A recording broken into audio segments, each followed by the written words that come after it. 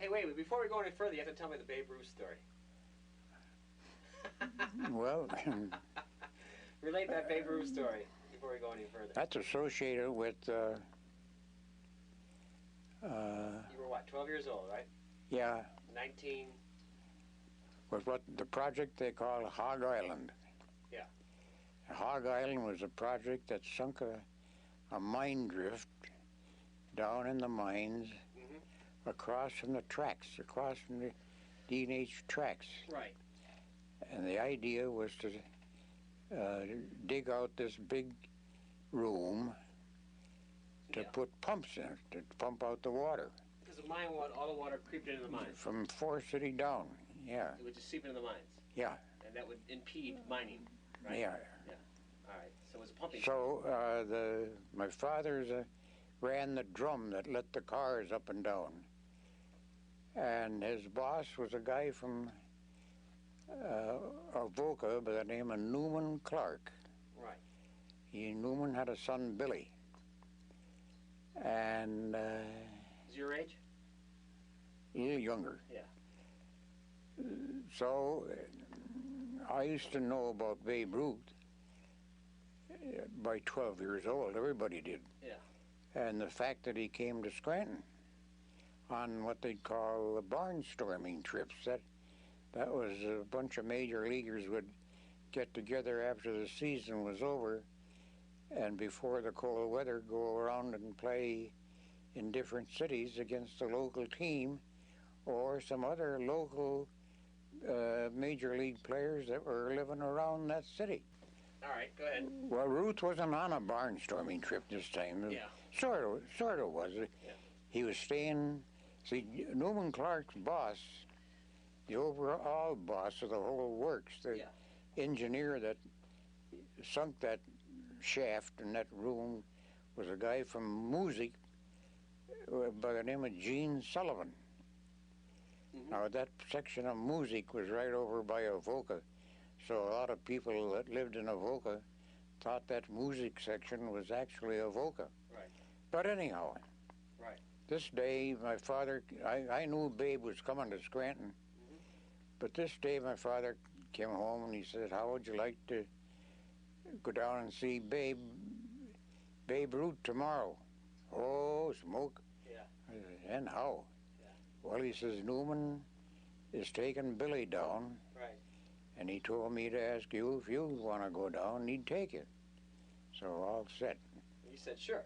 And how? Yeah. So we got down to Scranton on the train and walked over to the Hotel German. I didn't know what the devil we were doing. Right. And we followed Newman into the lobby of the hotel, and where he asked the clerk for Gene Sullivan's room. Right. So the clerk made him telephone up, so I could see him telephoning, and then we took the elevator up to the 4th floor and down the hall, and Newman knocked at a door, and somebody threw the door open, and here's Babe Ruth sitting there on a chair with a jockstrap on. That's all he had on, and a sweatshirt. Right. And he spotted us kids, and he says, come here, kids. Yeah. So we both ran, and I got on his left knee, and Billy Clark got on his right knee, and there we sat. The reason he was in the jock straps was that in the World Series that ended just before that, he slid into second base and without sliding pads on. So he tore up his leg. He tore up his big brush burn in his leg. Yeah. And it was oozing blood at that time. Right. So he didn't do any sliding during the exhibition game. Right. But anyhow, it came time to go over to the scheduled game, and Babe handed me his shoes and Billy Clark the glove. Yeah. And off we took down the elevator, and we got into the lobby of the Hotel German, and it was packed. Yeah. And out to Gene Sullivan's car, which was one of them deals that were a 7-passenger open car. Big convertible. With two folding front back seats right behind the driver's seat. Right. And the Babe and Billy and I sat in the back. Right.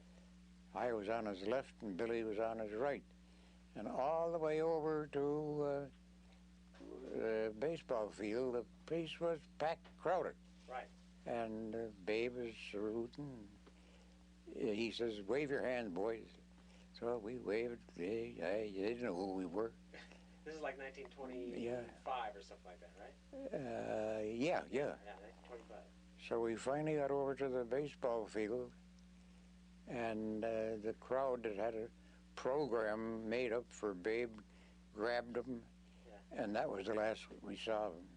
Got out of the car. So you drove over there in his car with him, right? Huh? You drove over in the car with him, right? Yeah, oh yeah.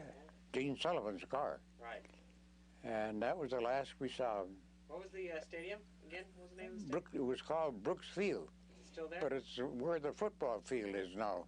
Memorial Stadium. Huh? Memorial Stadium is? Yeah. In there. Ah, okay. Over by that lumberyard. When you come Yeah. on the Scranton Expressway. Yeah. Oh, that one. Yeah. Oh, okay. So you drove over from the Hotel German. Okay, that would have been, a couple mile or so, right? Yeah. Well, that's pretty neat. He gave you a baseball, didn't you?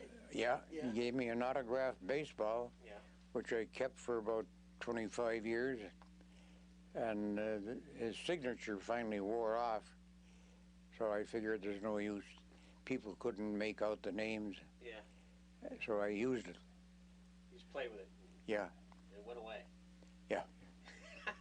It vanished. You should have put it up on the mantle, huh? Yeah. That would have been a collector's item. Yeah, that'd be worth something today. Yeah. That's too bad. But I showed it to too many people, and they handled it, and the ink got blotted, Right. Okay. All right. What He called me R-O-L-A-N-D, Rolland. Oh. They used to call me Rollin, R-O-L-L-I-N.